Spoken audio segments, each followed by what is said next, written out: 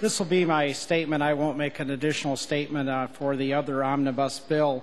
But I wanted to rise today to voice my concern and opposition over both of these omnibus budgets before us today. Yesterday, Governor Snyder was celebrating his tax plan that is actually raising taxes on working families and seniors in order to pay for a $1.8 billion tax cut for corporations. And today, the governor and his fellow party members are gearing up for a bevy of backslaps and victory laps as they champion completing the state budget before the governor's self-imposed March 31st deadline.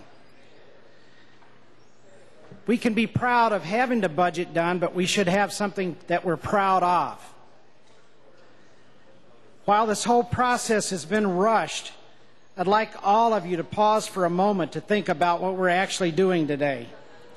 The French author Molière said, "Unreasonable haste is the direct road to error." We have railroaded this budget through to adhere to the governor's arbitrary deadline and to the detriment of a majority of Michigan residents. After minimal deliberation and even less negotiation, the majority is ready to pass this budget that cuts our schools, our colleges and universities, our local police and fire services, and countless health and human services programs that Michigan families depend on.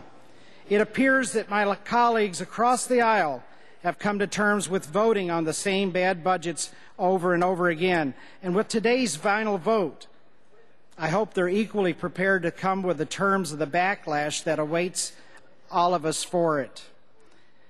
After today, there is no turning back. You can push your button today and try to put these budgets behind you, but the fallout from these drastic cuts is going to follow you wherever you go. You're going to have to answer to angry seniors, outraged parents, and crestfallen children and tell them why you rushed this budget through for this artificial date and why you cut them and raised their taxes of our seniors to pay for billions in tax breaks for businesses.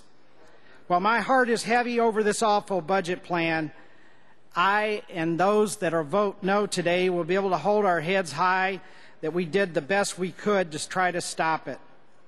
I'm pleading with all of you to listen to your conscience, stand up for your constituents, and join me in voting no for this budget. And I'd ask that my comments be included in the journal. And one last thing. This morning, when we were taking up the omnibus budget bills in committee, a joint committee between the House and the Senate, one House member from the Appropriations Committee mentioned that this is a budget on education that means we're going to be dealing with education more of a long term, that it's cradle to grave education. Folks, what we're doing to this education budget is more like digging a grave for education in Michigan. Thank you.